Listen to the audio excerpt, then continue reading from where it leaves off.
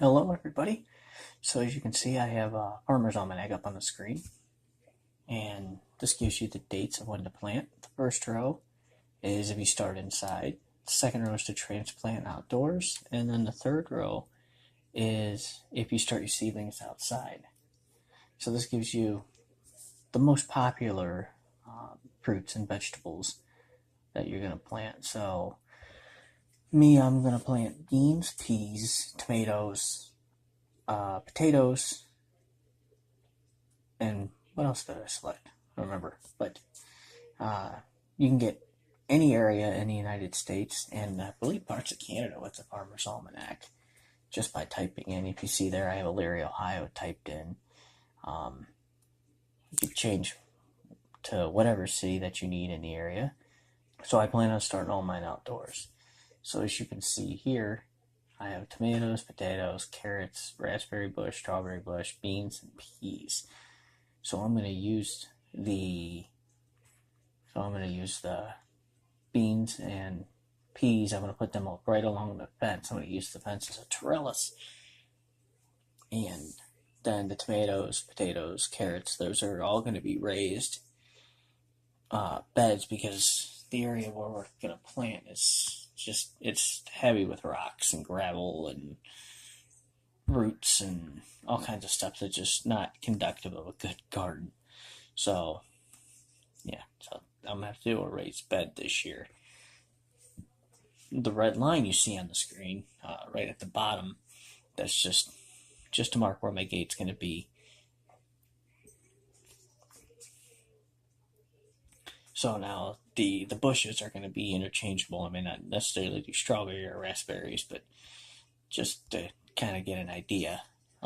As well on the screen, I have my planting window, and I have how wide each of the areas is going to be. So the tomatoes you see is 3 foot wide by 8 foot long. And there's 2 rows of 4. So that's would be my spacing on my plants, just to make sure I give enough room for the roots and for the plants to spread out.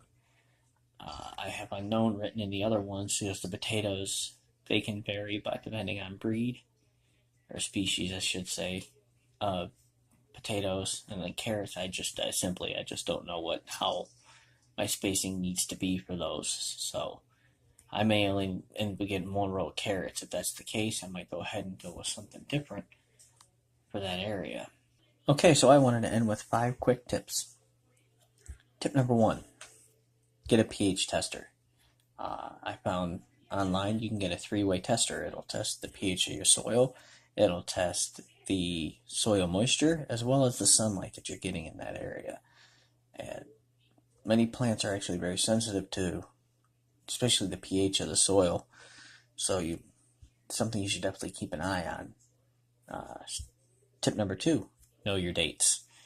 You can easily get those from farmersalmanac.com, or you can buy a Farmer's Almanac. It'll tell you when you should start planting. As well as a little kind of side tip to that, start small, so you're not having to keep track of a lot of planting dates and a lot of spaces and a lot of harvest dates. And just start small, make it easy on yourself. That's, as you can see, I'm starting relatively small with just a few crops. Tip number 3, know your spacing. Now, the back of the seed package will actually give you how far apart you should space each plant, each seed. So that way you can have a healthy crop and hopefully have a good yield this year. Tip number 4, start early. Start planting as early as you can. The earlier you plan and the earlier you can start getting everything prepped and ready to go, the better off your garden's going to be. And finally, tip number 5, put the time in. Make sure you're out in the garden. Make sure your plants are staying healthy. If they're not healthy, figure out what they need to do, what they need to get healthy again, whether it be water, whether it be lime to balance out the pH, or they need a little more nitrogen in the soil, whatever the case may be.